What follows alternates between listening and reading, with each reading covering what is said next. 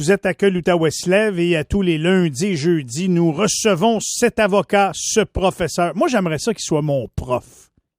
Parce que lui, il a le titre de docteur en droit constitutionnel.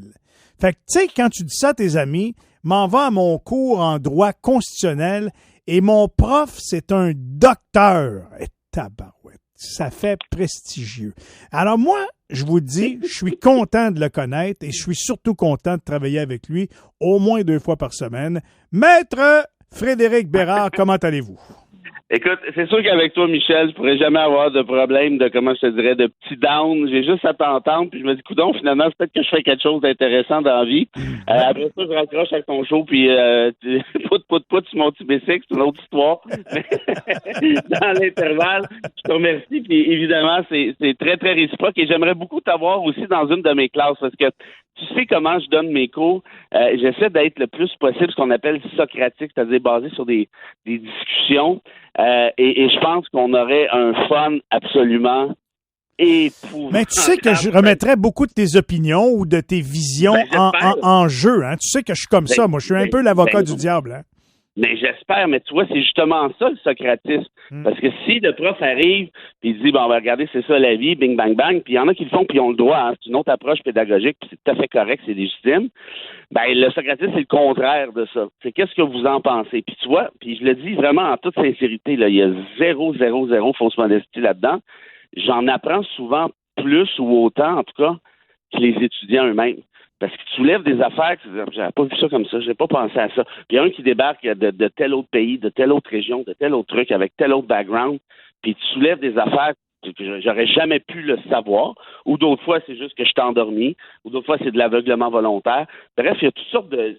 Je trouve, moi, que la démocratie, quand elle est basée sur une vraie liberté d'expression, quand elle est basée sur un socratisme de bonne foi, là, hey, c'est tellement beau. T'apprends des trucs, tu te remets en question. C'est correct. Je suis bouche bée devant cet exposé. Puis d'ailleurs, puisque tu parles de démocratie, hein, le dernier sondage nous révèle des choses intéressantes au Québec. Un petit recul de la CAQ, une situation où est-ce que c'est stagnant pour les libéraux. Québec solidaire, ça avance, ça recule à un pas de devant, à 2 pas de côté. Parti québécois, on est sur le neutre, mais on ne trouve plus la vitesse pour aller de l'avant. Et celui qui a le plus progressé, c'est Éric Duhem et le Parti conservateur du Québec. Ouais, et ça, tu vois, moi, il y en a plusieurs. Moi, Duhem, je le connais plutôt bien. Il y a un chalet à côté du mien, là, dans la Naudière. C'est un gars que je connais depuis 12-15 ans. Puis c'est un bon Jack. Je l'aime bien en personne et tout. Là, il y en a qui m'écoutent qui vont dire non, t'as pas le droit de dire ça. Moi, je vous le dis, c'est vraiment un bon gars et j'ai du fun avec. Mais il est dangereux politiquement parce que c'est un populiste. J'ai déjà dit. Là, évidemment, il est au courant. Ça promet l'été prochain au chalet, mon Fred. Hein? C'est ça. Écoute, j'ai fait une entrevue avec lui au métro, Journal Métro, où je travaille, comme tu sais peut-être. Je fais des entrevues vidéo et tout. Et puis, on avait le réalisateur, tout le truc était prêt. On a tourné 20 minutes, puis finalement, on a décidé de pas le publier parce que on s'est même trop engueulé, il n'y avait rien à faire. Mais tu vois, lui, Duhem, là, c'est une autre coche, c'est autre chose pour moi. Pourquoi? Parce qu'il s'inspire des courants populistes qui se produisent actuellement en Occident, à l'exception, et ça je le respecte pour ça, que Duhem ne tombe pas dans le racisme. Duhem ne tombe pas dans la xénophobie. Il boit pas de cette eau-là. Et ça, là, pour ça, justement, j'ai un certain respect pour lui à ce niveau-ci. Par contre, les autres réflexes populistes, eux, sont dangereux, à mon avis. Et là, tu vois, hein, il dit à sa gang... donne-moi des exemples. Qu'est-ce qui est dangereux? Là? Éric Duhem, qu'est-ce qui encense tellement qu'il devient dangereux pour la société? Par exemple, c'en est un qui admire Donald Trump. C'est déjà là, il y a quelque chose d'inquiétant là-dedans. Parce que Donald Trump, on sait dire, là, c'est une menace pour la démocratie. Hein, puis quand il y en a qui m'écoutent parler, je dis mais le populiste, OK, c'est quoi ça? Oui, mais il y a quand même la moitié des Américains qui l'aiment bien, Donald Trump, quand on regarde ça. Là. Est-ce que tu as lu l'article du Globe and Mail il y a ça 2 ou 3 ou 4 jours? Puis ça a été relayé aussi dans le New York Times. On prédit, et là je te parle de spécialistes, là, pas de petit Joe la banane là, qui voit ça de l'extérieur, là, de gens qui ont les 2 mains dedans depuis 30-40 ans. On te prédit la victoire de Trump en 2024. Peut-être, pour pas dire probablement, une guerre civile par la suite. Les États-Unis sont sur le point de casser. Rappelle-toi que Donald Trump, Michel, c'est le président sortant qui a lancé une attaque tout azimut avec sa gang de bozos contre le Capitole, qui est le symbole par excellence de la démocratie aux États-Unis. Ça, est-ce qu'on aurait déjà pu penser voir ça autrement dans l'histoire? Jamais. Penses-tu que ça pourrait se faire au Québec? Ben, tu vois, c'est là un peu que je m'en allais. Duhem, c'est pas Trump. Il est plus brillant que Trump. Ça peut être un danger aussi, en quelque sorte. Mais rappelle-toi, quand Obama était président des États-Unis, on se disait, il y a de l'allure. Ce gars-là, tout est beau, tout va bien. Mais moi, je me souviens, j'avais dit dès le début des années 2010, 11, 12, avec Harper ici, notamment, j'ai dit, un État de droit, une démocratie, c'est fragile. Arrêtez de penser qu'au Canada, on est à l'abri de ça, puis on est donc plus fin que tout le monde, puis on est donc plus beau que tout le monde. C'est pas vrai. Une démocratie, ça peut sacrer le camp en claquant des doigts. En France, là, en fait, l'année passée, il y avait 41 des Français, pensez-y, 41 des Français qui souhaitaient avoir un leader unique, une espèce de dictature soft, en quelque sorte, de pouvoir concentrer dans les mains d'une seule personne.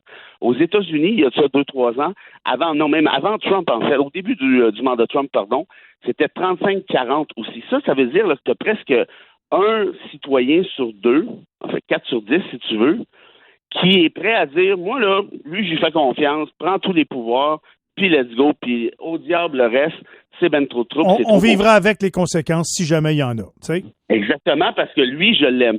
Or, les articles dont tu parles, le Globe and Mail puis le New York Times, je veux dire, c'est pas des feuilles de chou, là, c'est des analyses sérieuses. Ils te parlent d'une guerre civile, possiblement dès 2025, et d'une dictature d'extrême droite. Qu'est-ce qui arrive par la suite au Canada?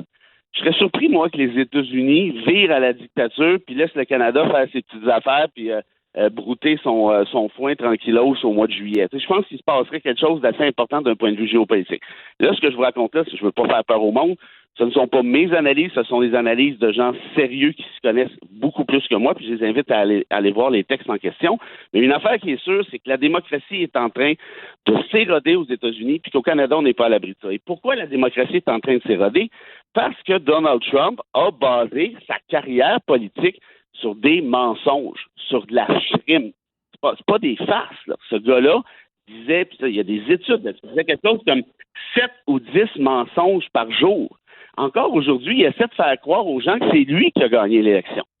Et ça, est-ce que Duhem est dans ces eaux-là? Ben non, pas à ce niveau-là. Mais tu me rassures, mais en même temps, ça m'inquiète parce que le monde va quand même percevoir le lien entre les deux. Puis, en tout cas, c'est un rapprochement que je souhaite pas qu'il soit vrai là, entre Éric Duhem et Donald Trump. Là. Duhem a déjà suggéré l'idée à la radio que seuls les gens avec un certain revenu puissent voter. Ben voyons donc. Ben je te le dis. Ça, c'est une idée là qui relève de l'esclavagisme aux États-Unis il y a de ça quelques centaines d'années. En d'autres termes, si tu es trop pauvre, tu votes pas. Il n'a pas dit il faut le faire absolument, mais on devrait considérer cette idée-là. Ça, juste ça pour moi, là, c'est en masse. Puis là, quand je l'ai confronté là-dessus en entrevue, il dit non, mais toutes les idées sont intéressantes en démocratie. Non, je suis désolé. Non, cette idée-là, c'est pas une bonne idée. C'est pas intéressant de discuter. Puis l'Holocauste non plus. Donc, tu vois, cette espèce de flirt avec les Make America Great Again. Puis en fait, il faut pas oublier, c'est que Duhem, c'est pas un conservateur au sens propre du terme. C'est un libertarien. C'est pas la même chose. Un conservateur, c'est quelqu'un qui dit, par exemple, d'un point de vue moral, moi, je suis un petit peu plus, je m'attache aux valeurs du passé, bon, blablabla. D'un point de vue économique, l'État n'a pas d'affaires là-dedans dans l'économie. Il faut qu'il y ait un État de taille minimum, mais Duhem, c'est pas ça. Les libertariens, c'est de dire, c'est l'individu, c'est lui le boss, des États, on n'en veut pas, presque pas d'impôts, presque pas de loi. Regarde, il a demandé la levée des mesures sanitaires complètes hier. Est-ce qu'on a l'air d'être dans un État où on peut lever des mesures sanitaires complètes, sachant qu'il y a 90 décès par jour? actuellement. Clairement, puis on est encore les hôpitaux bien pleins, puis la corde au cou de ce côté-là, fait que c'est pas le temps, visiblement pas, non. Ben voilà. Et Duhem dit, moi, dans mon cœur, je suis non vacciné. Parce qu'il s'est fait vacciner, parce qu'il n'est pas cave. Il sait que c'est dangereux s'il n'est pas vacciné. Lui-même s'est fait vacciner. Mais il dit à sa gang, non, je vous comprends de pas être vacciné, je suis avec vous, dans le fond, philosophiquement, puis dans mon cœur, là, inquiétez-vous pas, je suis il ramasse tous les rebelles dans tous les secteurs de la société. Ben voilà. Puis là, tu vois, la CAQ a baissé, tu le dis à juste titre, et qui a ramassé une portion importante de cette frustration-là? Ce sont les conservateurs. Or, s'il y a un espoir, parce que tu auras compris que je suis pas conservateur moi-même, c'est la chose suivante. C'est qu'une fois qu'on a réglé cette gestion de la pandémie, si c'est possible avant la prochaine élection, ça reste à voir, puis j'en doute. Mais là, est-ce que le Parti conservateur, deuxième, va être capable de se trouver une pertinence à l'extérieur de la question de la pandémie? Parce que là, actuellement, ils canalisent. Il y a le logo dictateur, puis c'est écœurant, puis les mesures ne marchent pas. Puis pourquoi on ne fait pas comme la Floride? Pourquoi on ne fait pas comme la Floride? Parce que ça crève à tous les coins de rue en Floride. C'est le bordel absolu. Les hôpitaux à Tampa Bay sont quasiment fermés tellement que ça craque. Donc, tu vois, c'est cette espèce d'apologie de ce qui se passe aux États-Unis. Puis les États-Unis font des trucs bien, là, qu'on se comprenne bien. Là, c'est pas nécessairement négatif tout le temps.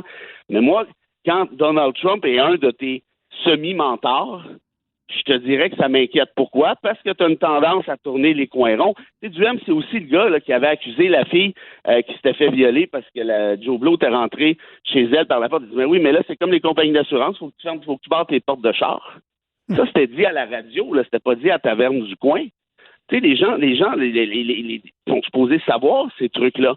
Or, visiblement, il y en a pour qui ça dérange pas. C'est un peu comme Donald Trump qui passait tous ses commentaires misogynes, puis des accusations de ci, puis des allégations de ça, puis ça passe comme une lettre à la poste. Est-ce que Duhem est de cet acabit-là? Non, c'est pas être prédateur sexuel, évidemment, mais est-ce qu'il a tendance à tourner coin rond puis d'y aller avec la pensée magique? Bien, certainement. Merci du portrait. Merci de cette description. Puis ce sera aux gens de décider, mais je comprends qu'il y a des gens mécontents qui se rangent derrière lui. On verra bien, rendu aux élections, ce que ça va donner. En attendant, on est obligé de l'écouter puis de le considérer. À 11 %, il devient un acteur de la prochaine élection, puis certainement quelqu'un qui est très en vue au Québec, Frédéric. Merci beaucoup d'avoir pris le temps pour nous encore une fois ce matin. Michel, je te laisse avec une citation vite de mon préféré, Camus. Puis écoute ça, c'est très beau. Ça va te faire passer un beau week-end. Parfait, j'écoute ça. La vérité, c'est comme la lumière, aveugle. Le mensonge, au contraire, est un beau crépuscule qui met chaque objet en valeur. On y pense, on y revient? Ouais. Merci beaucoup, Fred. Salut tout le monde. Ça fait plaisir. Bonne fin de semaine. Wow. C'est du grand Frédéric Bérard.